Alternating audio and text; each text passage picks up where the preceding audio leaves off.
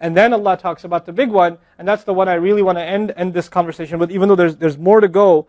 But Allah makes such a big deal out of this subject that again, just like there were 3 ayat about Judgment Day, now there are وَالَّذِينَ هُمْ لِفُرُوجِهِمْ حَافِظُونَ إِلَّا عَلَىٰ أَزْوَاجِهِمْ أَوْ مَا مَلَكَتْ أَيْمَانُهُمْ فَإِنَّهُمْ غَيْرُ مَلُومِينَ فَمَنِ ابْتَغَى وَرَاءَ ذَلِكَ فَأُولَٰئِكَ هُمُ الْعَادُونَ. 3 ayat about the same subject again. The only other subject that got 3 ayat was what? In this list. What's the only other subject that got 3 ayat? Judgment Day. Judgment Day and punishment. This is the next subject that gets 3 ayat. And you know what the subject is? Shamelessness. People who guard their privates. We live in the ultimately shameless world today. The world in which streaming videos off of any website are available on your mobile device. The age in which the pornography industry is a multi-trillion-dollar industry. The point of which, the agenda of which is to make sure every one of you is a consumer of filth in one way or another. That every man, woman, and child is exposed to this stuff, and they're hoping you are, so you become addicted to it, so you become yet another consumer. This is the gift of pornography to society. It's creating people, turning people into animals and perverts. And some of you, unfortunately, have that addiction. And you're watching this stuff online. And you're watching it and saving it on your apps and your mobile devices. And you don't feel bad about it anymore. You've justified it to yourself. And you feel bad about it once in a while, but you go back to it. And as a result, you think, oh, well, at least I'm not hurting anybody. At least I'm not doing it to anybody else. I'm just watching this stuff.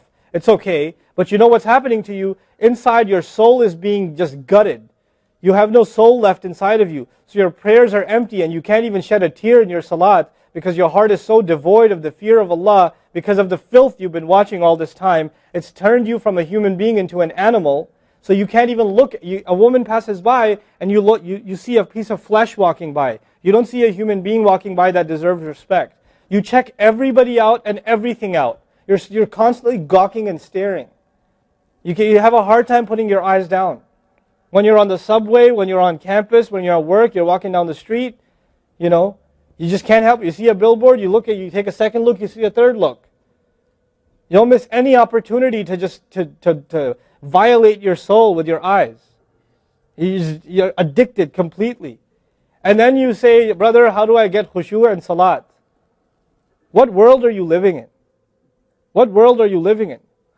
Ayyuhal ikhwa, my brothers. Specifically my brothers. And I know some sisters have this issue too. It's a sad reality. This is a war. This is a war. This is more dangerous than any military war. This is the war that's destroying our souls. It's making its way into our homes. It's making its way, if I want to protect my children from this stuff as much as possible. But when my child goes to school, and it doesn't matter if it's Islamic school, there's a very high statistical likelihood that someone, a friend, with their iPod, with their mobile device, will say, hey, look at this. It's a very realistic, a thing nowadays. It's not far-fetched. And so I have to prepare my children for the filthy world that they're going to be brought up in. And there's no escape from this stuff anymore. There isn't. It's everywhere. It is everywhere. You have Islamic lectures followed up by, those YouTube puts those follow-up clips, and something will be filthy. Something will have to be filthy. And I don't think that's by accident. I'm not much of a conspiracy theorist, but I don't think that stuff is an accident. And what happens to you guys is you watch a video, you see something filthy, you click it, you click something else, and you end up watching disgusting things. That's what happens to you. وَالَّذِينَ هُمْ لِفُرُوجِهِمْ حَافِظُونَ. Especially when it comes to their privates, they guard them. They guard their shame. Brother, what's the solution? Should I get married? Like the guy who asked the other day, how can I get married right now? No, guys, the solution is not marriage. Because if you're a pervert, then you're going to be a pervert after marriage too. If you have no shame now, you will have no shame after marriage. Honestly. You think marriage is going to end your problems? No. Your problem isn't marriage. Your problem is spiritual in nature.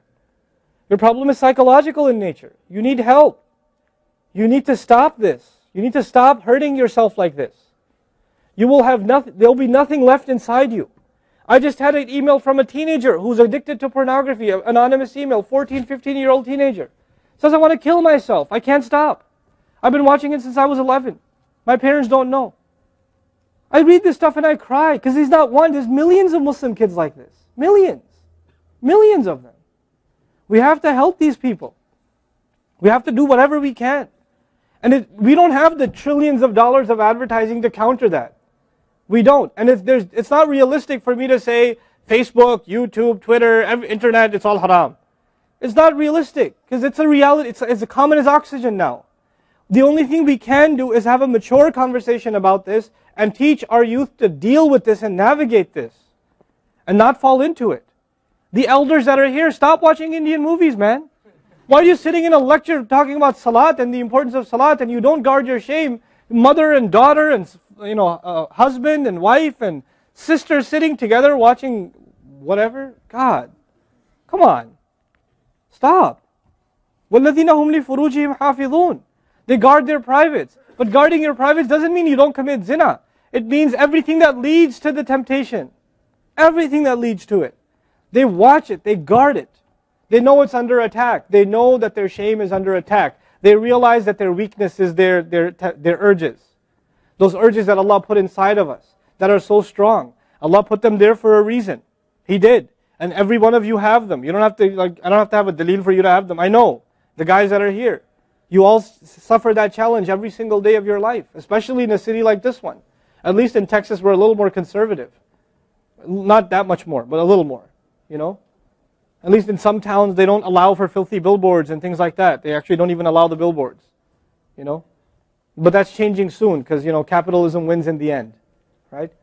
But you guys are living in this city where you're exposed to everything and anything. Everything and anything. And you have to really go out of your way to guard yourselves. This passage is not about high goals. This is about the bare minimum. I told you that, right? This is the bare minimum, folks. The bare minimum is we guard ourselves from shamelessness. We wage a war within ourselves against that tendency. And I know some of you have tried to quit before and you go back. And you've tried to quit before and you go back again. And you go back again. And you keep falling into that trap. I know some of you have done that. And you're struggling with it. But don't give up on yourself. Don't give up on yourself. And whatever it takes, if you just don't be alone. Don't be by yourself. Be with good friends. Be outside. Study somewhere else. Go to the library and study. Go somewhere where other people are around. Because when you're by yourself, shaitan gets you. And if the fear of Allah isn't enough for you, at least the fear of other people will work for you. At least something's better than nothing. For those, I've said this in other talks before, for the parents here, if you have a computer in the house, please don't make it a laptop. Have a desktop in the house with a really big monitor. Get the biggest monitor you can find. Honest to God, and make sure your computer is in the kitchen or in the dining room. Don't put it in the living room. Don't put it in the kids' room. Don't put it in your bedroom. Put it in the dining room, facing the public. You want to do homework, do it over there. Though you can't move the monitor this way or that way. It's facing everybody. That's how you should have it.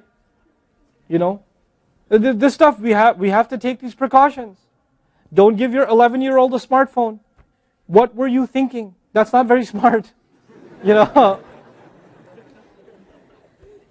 give them a smartphone. Why am I seeing kids in Islamic school, 5th graders, with iPhones? iPhone 5s. I don't have an iPhone 5. Why do you have an iPhone 5? With 4G, you know how dangerous that stuff is? وَالَّذِينَ هُمْ لِفُرُوجِهِمْ حَافِظُونَ إِلَّا عَلَىٰ أَزْوَاجِهِمْ, except upon their spouses, أَوْ مَا مَلَكَتْ أَيْمَانُهُمْ فَإِنَّهُمْ غَيْرُ مَلُومِينَ, or what their right hands possess, then they're not to be blamed. Allah says we have these urges and we can execute those urges, we can release those urges, but to the halal spouse, to the spouse, our spouses. But outside of that, we can't. And by the way, when people get addicted to this sort of thing, and they get accustomed to it, or they get over and overly exposed to it, they have miserable marriages. And marriages start falling apart. They have this virtual idea of what pleasure means, and they don't find pleasure in their spouse anymore. And there's great fitna that comes into the family. It destroys homes, Muslim homes. That's what's happening in our world today. Allah talks about the people who make salah, and He says, I'm describing the people who make salah, because this is the mawsuf, al-musallin, then alladhina, all the alladhinas, all the asma' mawsula here, are the wasf, the sifa of it, which means the people of salah are the people who protect their shame, are the people who fear judgment day, are the people who, they are constant in their prayers. These are the people. فَمَنِ ابْتَغَى وَرَاءَ ذَلِكَ فَأُولَٰئِكَ هُمُ الْعَادُونَ. The people who pursue anything beyond that, then they are the ones engaged in aggression. This is an act of aggression.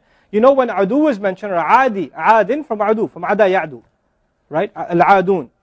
Al-adawa in Arabic means animosity.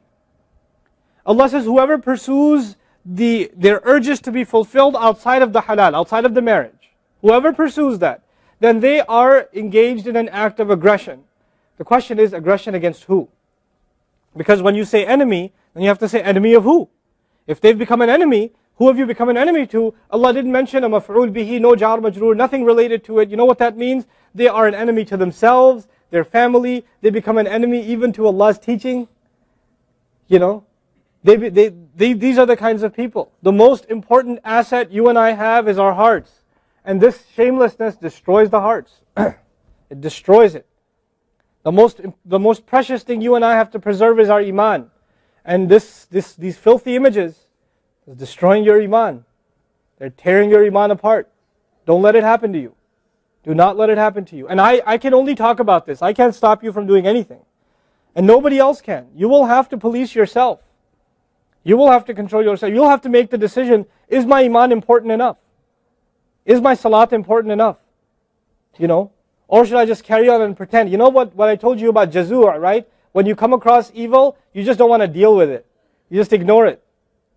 There's a lot of people like that. They hear this stuff and they don't deal with it. They just ignore it. And you're jazur. Then you're not from the musallin. Illa al-musallin. If you don't be from the people of jazur, from the jazureen. Don't be from them. The people who just leave it. They don't even deal with their problem. They run from it. And they cave in every time. And they're reactionary. And that's the beautiful thing about the beginning of this passage. Halua, reactionary. Usually we react to temptation. You react to an image and it leads you to a site, which leads you to something else, which leads you to something else. You're constantly reacting to things. You're supposed to learn to have the right reaction, and the right reaction comes when we become people of salah.